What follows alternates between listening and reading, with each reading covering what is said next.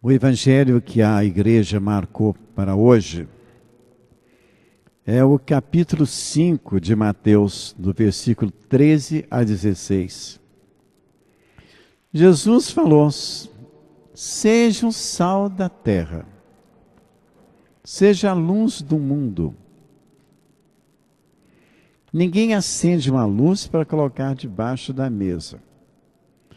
Em tese, foi isso que ele disse. Seja o sal da terra, seja a luz do mundo.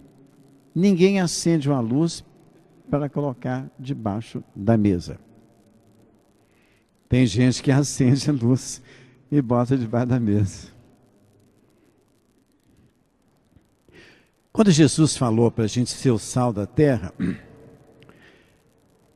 Jesus tinha conhecimento do Torá, daquilo que nós chamamos de Velho Testamento. Lá em Juízes, no capítulo 9 de Juízes, no versículo 45, que é o Velho Testamento de Juízes, Abimeleque combateu os homens da cidade o dia todo. Tomou a cidade e matou seus moradores. Então, destruiu e espalhou sal no chão da cidade. Depois, em Jó, no capítulo 39, do versículo 6. Eu lhes dei o deserto para sua casa, e os deixei viver em terras salgadas. Eu deixei o deserto para a tua casa, e os deixei viver em terras salgadas. Então, tanto Jó, como em Juízes, faz uma referência a sal. E Jesus pedindo que a gente fosse o sal da terra. Todo mundo acha que é uma grande coisa ser sal da terra. É a coisa mais difícil ser sal da terra. Porque o que Jesus está dizendo aqui, é que a gente deve ser purificador. O sal,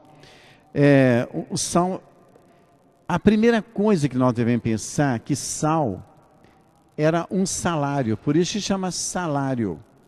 Era o salário dos soldados. Os soldados eram pagos com sal. Então, valia alguma coisa. Se vocês forem ver lá em Ló, a esposa de Ló virou sal. Não é? Você sabe daquela historinha que ela virou para trás e virou sal? Por que ela virou sal? Jesus falando que a gente seja o sal da terra e a esposa de Ló virou sal. Eles pagavam o salário, os soldados, com sal. O sal naquela época era o símbolo da aliança e da sabedoria. Então Deus, tanto ele premiava o homem, como ele castigava o homem. Por quê? O sal é um divisor de opinião. É aquilo que dá um sabor nas coisas que a gente está dizendo, que a gente está pregando, que a gente está falando. Então, ser sal da terra, não fica vocês achando que é uma coisa muito fácil, muito bonitinha, não. É uma coisa muito difícil. Ser sal da terra é ser implicante. Ser sal da terra é ser duro na hora de falar do Evangelho. Ser sal da terra é entender a palavra de Deus, não fazer de conta que não está entendendo. Ser sal da terra é ter uma religiosidade concreta. Nessa religiosidade que a gente vê aí de faz de conta. Ser sal da terra é contar com Deus na intimidade. A gente vê tanto mega shows aí. Cristo é um show. Cristo não é um show, não. Não é não. Cristo é aquilo que está dentro de você, pedindo para você brilhar. Brilhe com aquilo que eu estou te dando. Brilhe com entender o sofrimento. Brilhe ao entender as conquistas. Brilha por entender o que eu estou lhe dizendo.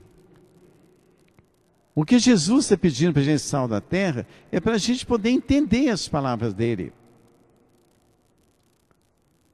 Eu vejo muitas pessoas que entram na missa e saem e não sabem que evangelho que aconteceu lá dentro, não sabem nada. Ah, eu cumpri com minha obrigação. Cumpriu nada. Cumpriu nada. Participar de uma missa, assistir uma missa, se você não entrar no espírito da coisa, daquele mistério da Eucaristia, se você não procurar entender que naquele fazer isso em memória de mim, está toda um desejo humano para que Deus seja para nós o sal, não vai entender nada. Você pode participar de quantas missas você quiser, que não vai adiantar nada. Semana passada, eu vi uma pessoa dando um escândalo danado, porque na hora da missa não falou, a pessoa que estava fazendo a proclama da missa, não falou o nome da mãe dela. Ela deu um escândalo danado, porque não falou o nome da mãe dela. Então ela está dando mais atenção ao fator humano, ela não está sendo sal da terra, ela não está salgando nada, ela está fazendo o contrário, ela está sendo a esposa de Ló. Ela está sendo aquele sal da terra dos juízes, porque o sal da terra tanto pode ser para o bem como para o mal. Jesus nos coloca no meio do caminho, seja o sal da terra, entenda o que é o mal, entenda. Não afaste o mal de você, não. Mas na hora que ele chegar, eu sei com quem que eu estou lidando. Isso é ser sal da terra. Entendo bem. Quando Deus faz com que o bem chegue até você, eu sou um sal da terra. Eu sei o que eu estou falando. Eu sei o que eu estou fazendo.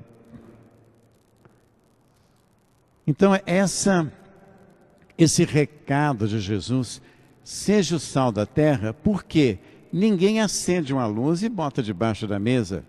Quer dizer, se você tem... E essa luz, ela pode ser tanto para o bem quanto para o mal.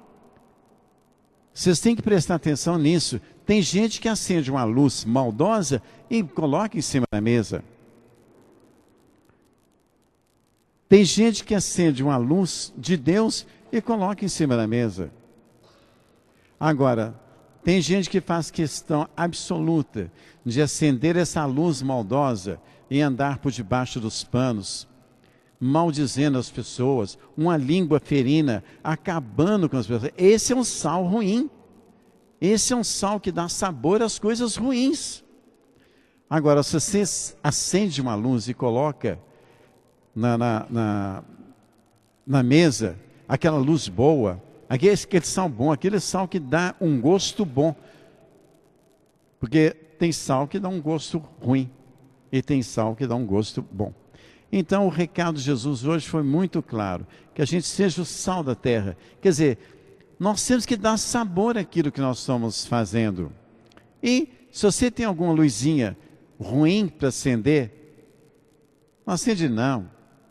Acende não, guarda ela porque vai dar muito bem. Agora, se você tem uma luz boa para entregar a Deus, se você tem uma luz boa para colocar em cima da mesa, coloque, porque é isso que Deus está querendo, é isso que Deus está precisando de nós, que a gente tenha coragem para ser o sal da terra, porque isso é muito importante, tá bom? Então, fica o meu recado, que você seja o sal da terra, um sal bom, não seja a esposa de Ló, porque ela virou sal porque olhou para trás, não é?